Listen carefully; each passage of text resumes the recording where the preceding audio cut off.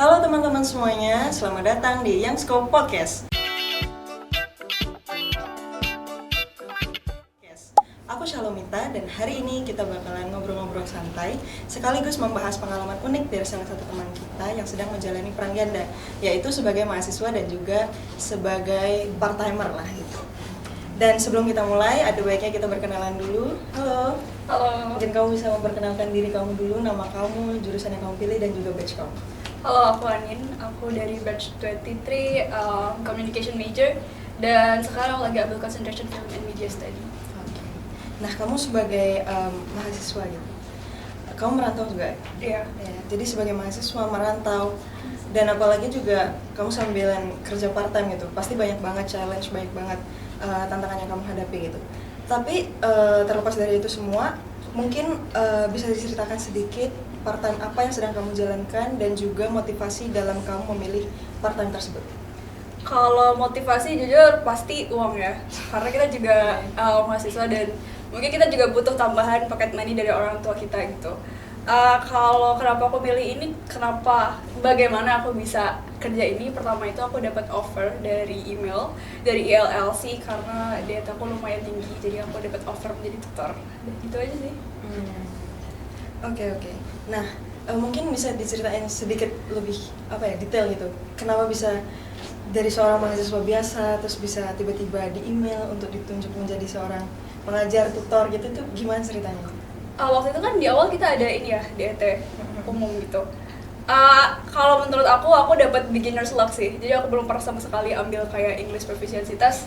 Dan waktu itu DET juga sebenarnya aku nggak terlalu preparationnya gimana gitu. Jadi aku kayak langsung tembak aja gitu.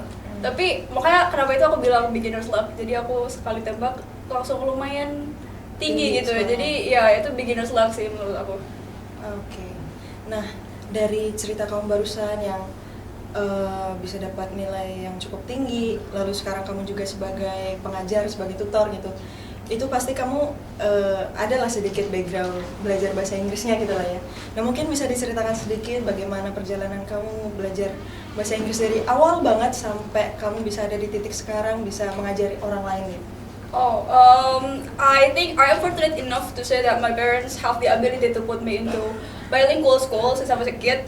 So my parents enrolled me to a bilingual school since I was like elementary school up until now, college. So to say that learning is part of the process along the way, but I think it's just part of me. You know, like it grows on me. So I grow in English speaking environment. So I think to say learning, we are always learning, but like yeah, I don't think it is really a process.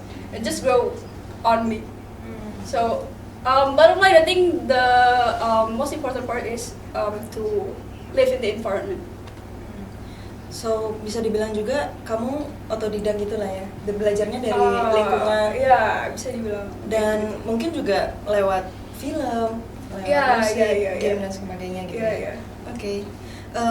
Tentunya kamu juga menjadi seorang tutor itu ada keuntungannya lah, maupun secara material maupun non material gitu.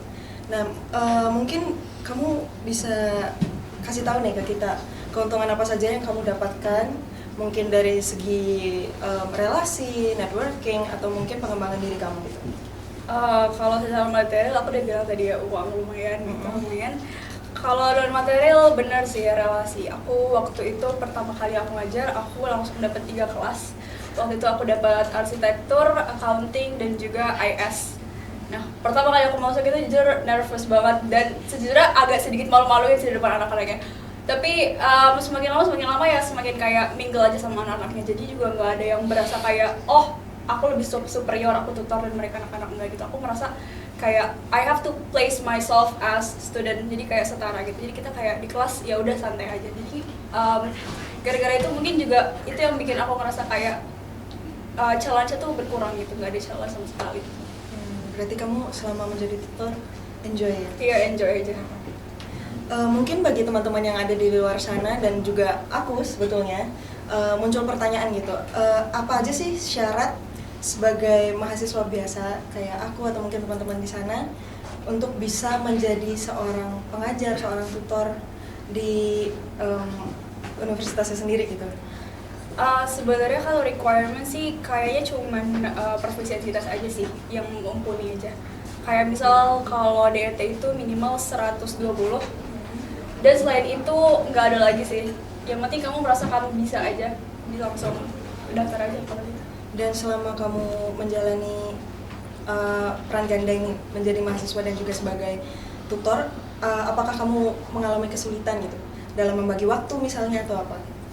Membagi waktu enggak sih sejujurnya, karena aku enjoy aja untuk ngajar, jadi aku nggak merasa kayak itu menyita banyak waktu aku, dan aku ngerasa kalau ngajar juga kayak ya udah kayak kelas biasa aja, aku kayak have fun sama anak-anaknya juga.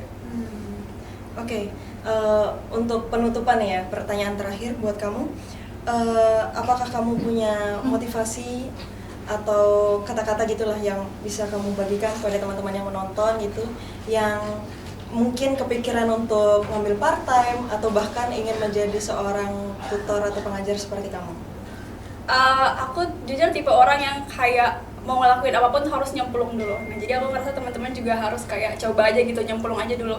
Jadi nggak usah mikirin kayak oh ntar gini, ntar gimana gitu. Jadi menurut aku langsung nyemplung aja sih gitu. Oke. Berarti modal nekat. Iya, modal nekat sih. Ya mungkin segitu aja obrolan kita pada hari ini. Terima kasih banyak Anin atas waktu dan kesempatannya. Tentu kita mendapatkan insight-insight baru, wawasan-wawasan baru yang jarang orang alami sebagai mahasiswa dan juga sebagai tutor. Dan kiranya sharing kita pada hari ini bisa bermanfaat buat teman-teman di luar sana yang menonton. Dan sekali lagi terima kasih buat Anin atas waktu dan kesempatannya, dan juga terima kasih buat teman-teman yang sudah menonton sampai akhir, and I'll see you guys on another episode. Dadah!